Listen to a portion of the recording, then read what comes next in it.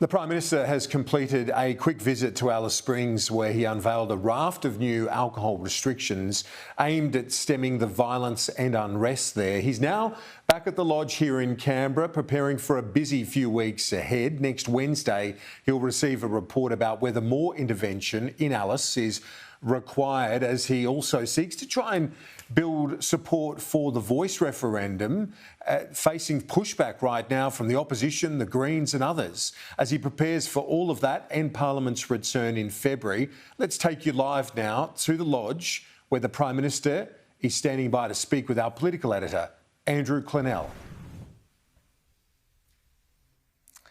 Thanks, Kieran. And Prime Minister Albanese, thanks for joining us from the Lodge. Welcome back to Canberra. Yes. Can I start with Alice Springs?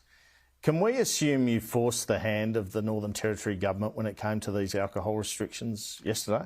Well, we had a constructive engagement. We had really positive meetings with members of the local community, with the Aboriginal Congress, but also with police officials, with a local women's group from the remote communities, as well as with the Mayor of Alice Springs.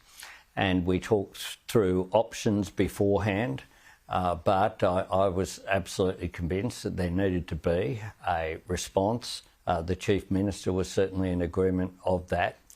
We agreed to establish a Central Australian controller, a quite radical position really to have Darrell Anderson appointed yesterday. We discussed that in advance, obviously. Darrell was there in the meetings with us, and to have someone who could coordinate action across the three levels of government and with community-based organisations as well.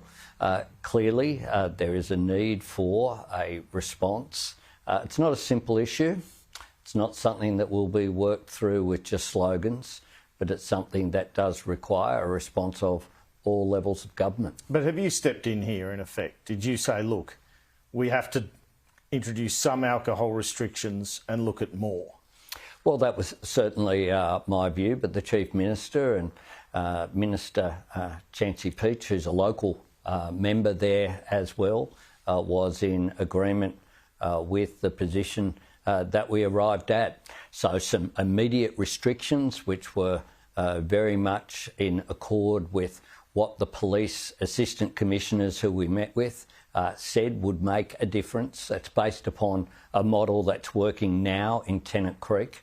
But then as well, the change to an opt-out to an opt-in system for alcohol restrictions from remote communities, that ends on the 31st of January.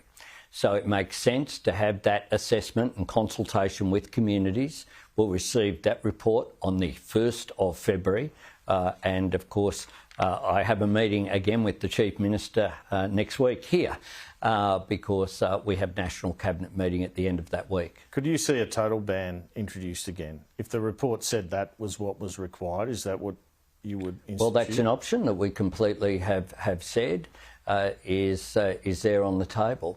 You've got to remember, Andrew, that this change was introduced by a former Labor government in 2012. It lasted for 10 years. The former government chose to allow that to lapse. It had lapsed before the new Parliament sat after the election. But clearly, when you look at the evidence on the ground, there is a need for a response. It isn't just alcohol. There's a range of issues there that go to Indigenous disadvantage, that go to a lack of employment. There are some specific issues as well, such as the weather. The Assistant Police Commissioner has informed us that what had occurred just prior to Christmas was a range of rain events, essentially, that isolated a number of the communities. So you had people had come into town in order to get dialysis and bring their families coming in, and then they couldn't get back to their communities.